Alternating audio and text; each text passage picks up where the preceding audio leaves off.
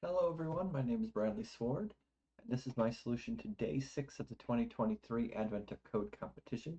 The problem is called Wait for It, and I've already solved this one in Python, and I just figured the answer was actually, or the solution code that I had was simple enough that I had a little bit of time here to just translate it over into C++ just to see how much faster the code could run in C++ versus Python. So let's talk about the problem real fast for those of you who are just coming into this without looking at my Python video, and then we'll look at my solution. And so basically we have a boat competition, and there's a button we hold down at the start of the race for how many seconds do we want to accelerate, or I guess increase the velocity of this boat. And every time along the way we increase it by 1 millimeter per millisecond. And so basically, it's more of a, it's not really an acceleration kind of thing, but if I hold the button down for 5 milliseconds, then the thing's going to go for 5 millimeters per millisecond after that, and so forth and so on. So there is a formula that you'll see that I can calculate, figure out that distance, and you can see here that basically they kind of work you through this, and we can figure out the formula from here. And once you know the formula, everything is pretty simple. Everything just runs just basically so darn quick. But basically, if I hold down the button for 0 milliseconds, well, of course, it's not going to go anywhere. But if I hold it down for 1 millisecond, for the other 6 milliseconds, it'll go 1 millimeter per second. And for 2, then it's 5 times 2, and it's 4 times 3, and 3 times 4, and 5 times 2, and 6 times 1, and 7 times 0. And so you can see that's how you get the values here. And for part one, you do all this work and all this work, and you basically figure out for each of the different numbers, like for each of the different race conditions you see, like for 7 seconds, the previous record was 9 millimeters, and for 15 milliseconds, it was 40, and 30 was 200. So basically, you're asking for each of these, how many different ways can I run this race?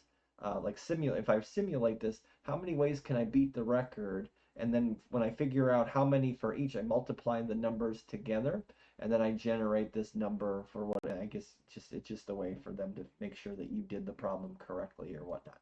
And so in this case, you would get 288, and in my case, the values are much larger than that. But here's my code, and here's part one. Here you can already see part two here. And since the data set was simple enough, and I didn't want to go through and just work on the file part of this, and you can go back to the Python video. I just wanted to make this real quick, but you can see I just brought everything in as an array of values for each of the times and each of the distances. And basically, again, I went through this for each of the elements, and basically parallel arrays here. Basically say, okay, since I'm going to try for 48 milliseconds, let's go from 0 to 48, and let's just do this formula. And the formula is actually pretty simple here, and it looks complicated here. But basically, the number of milliseconds you hold down the button for, you multiply that by the time minus that value. And again, it's basically, let me just write this as a comment here inside of here so you can see it. So I say the distance is equal to basically the time that you don't hold down the button. So if, TD, I guess, if you want to think of it, multiplied by the complete amount of time minus that time that you hold down the button. So that's the formula that basically you see here. The time you hold down the button times the distance times, or times the time, whatever. You kind of see that. It's 1 o'clock in the morning, and I'm already a little tired here from doing the problem, but it was fun. But you can see that's the formula here. The time you hold down the button times the total time minus you hold down the button, which basically gets you the time that you didn't hold down the button, and that generates the distance you traveled. And if that's greater than the distance, the record distance, then you add a win, and you just do this over and over and over and over and over again, and you get yourself to the answer, which is whatever it was. And so we'll show that in a minute here. And then for part two, basically it's the same idea. You can see that this code is identical, but I reduced it down because in this case, instead of them being separate races, it's just one giant race where you've got 48 million different, or 48 million milliseconds, and this is the record number of millimeters that were covered in that time.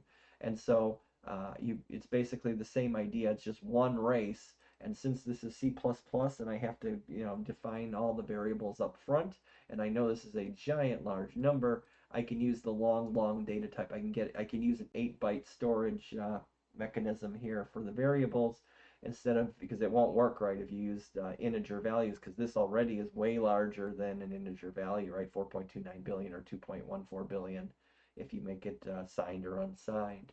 But it's the same basic idea that gets me to that solution. And so you can see what's interesting to me is like in Python, part 2 takes a while, but in C++ here, when I run this, and by the time I can drag it over to you there, it's already done. And those are the solutions to the solutions to my problem here. I can show it, I can prove it, and I can show it here and just go, okay. The first answer is 200 or 2 million or whatever, and you see the number matches up. And then for part 2, the answer matches up as well. So I thought it was a fun exercise to see how much faster C++ is. And that wasn't even with this is in debug mode. That's not even in release mode, at least with Visual Studio, what I was using for my code. And so you can see that, of course, C++ is much faster than Python is, but Python is so much more fun to code in. So that's the kicker for me, that Python, and especially for file processing and whatnot too, that Python is the way to go. So sometimes maybe you would want to process your file in Python to produce a secondary file and then run that through C++ or run that through a faster language if that's the way you want to do it. But anyway, so that is my solution in C++. Please watch the Python video if you think it matters to you.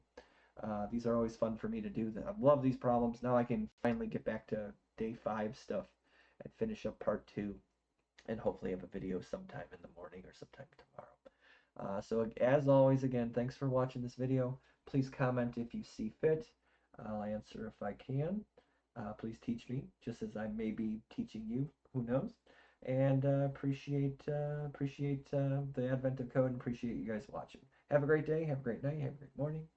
See you guys in the next videos. Take care. See you then.